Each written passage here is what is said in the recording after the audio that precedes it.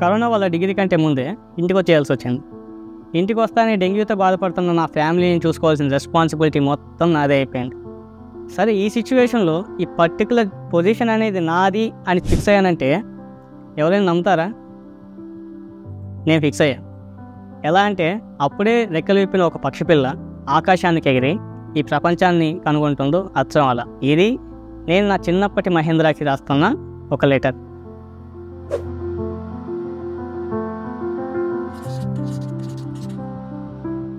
ఎరా, ప్రజెంట్ నీ లైఫ్లో జరుగుతున్న ప్రతి ఒక్క సిచ్యువేషన్ నాకు తెలుసు. ఎరా, నీకే చెప్పేది విను. ఫ్యూచర్ ఎలా ఉంటుందో తెలీదు, రెస్పాన్సిబిలిటీస్ ఏమో చాలా ఉన్నాయి. కానీ ఒక్కటి చెప్తా, గుర్తుపెట్టుకో, కారణం లేకుండా ఏదీ జరగదు. ఈవెన్ ఆ కరోనా రాబట్టే కదా నువ్వు ఇంటికి వెళ్ళి డెంగ్యూతో సఫర్ అవుతున్న మీ ఫ్యామిలీని చూసుకోగలిగావు. లేకుంటే మీ లెక్చరర్స్ ఏమన్నా నేను ఇంటికి పంపించి, అరే బాబు మీ అమ్మ వాళ్ళు డెంగ్యూతో సఫర్ అవుతున్నారు, చూసుకోనరా, ఎగ్జామ్ నేను రాస్తా అని చెప్తారా? లేదుగా. సో ఇది ఒకరంత మైండ్లో పెట్టుకో. నీ ఫ్యామిలీ అంటే నీకు ఎప్పుడూ ఎక్కువే. అండ్ ఇది గుర్తొచ్చిన ప్రతిసారి లైఫ్ లాంగ్ నువ్వు ఎప్పుడు ప్రౌడ్గా ఫీల్ అవుతావు. నాకు తెలుసు నీ డైరీ ఫార్మింగ్ అంటే చాలా ఇష్టమని.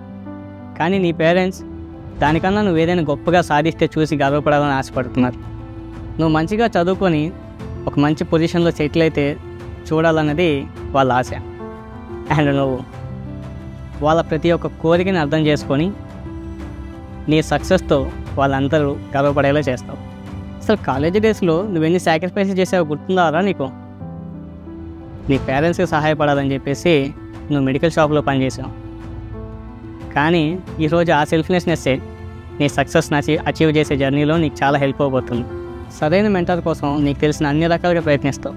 కానీ అప్పుడు తెలుస్తుంది నీకు నెక్స్ట్ వే గురించి. కానీ ఇదంతా ఒకసారిగా నువ్వు నమ్మాలా అంటే నువ్వు నమ్మలేవు. నీకున్న క్వశ్చన్స్ని నువ్వే అడుగు, ఆన్సర్స్ని తెలుసుకో. ఇంకా కావాలంటే నీకు హెల్ప్ చేసే వాళ్ళని అడుగు. ఈ జర్నీలో నెక్స్ట్ వేవ్లో ఇంతకుముందు చదువుకున్న ఒక పర్సన్ నువ్వు కలుస్తావు. అతను నీకున్న అన్ని డౌట్స్ని క్లియర్ చేస్తాడు. నేను చెప్తున్నా కదా, నువ్వు ధైర్యంగా ముందుకెళ్ళు, ఎక్కడ రిగ్రెట్ అవ్వు. మరీ అంతలా చూడుకో. ఏం చేయాలో ఎలా చేయాలో తెలియకుండా మొత్తం నువ్వే అరేంజ్ చేసుకోవాలంటే చాలా ఇబ్బందిగానే ఉంటుంది. నీ కమ్యూనికేషన్ స్కిల్స్ గురించి ఇంక ముందు నువ్వు వరి అవ్వాల్సిన పని లేదు.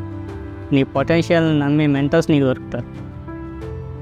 ఇకపై వచ్చే నీ జర్నీ చాలా ఈజీగా ఉంటుందని అబద్ధం అయితే నేను చెప్పను. చాలా అడ్డంకులు వస్తాయి, చాలా ఇరిటేషన్ వస్తుంది, డౌట్స్ వస్తాయి, పిచ్చి పిచ్చి డౌట్స్ వస్తాయి. అదే ఎందుకురా నాకు ఇదంతా అని నీపై నీకే కోపం వస్తుంది. కానీ నీకన్నా ముందు సక్సెస్ సాధించిన వాళ్ళని చూసి నువ్వు ఇన్స్పైర్ అవుతావు.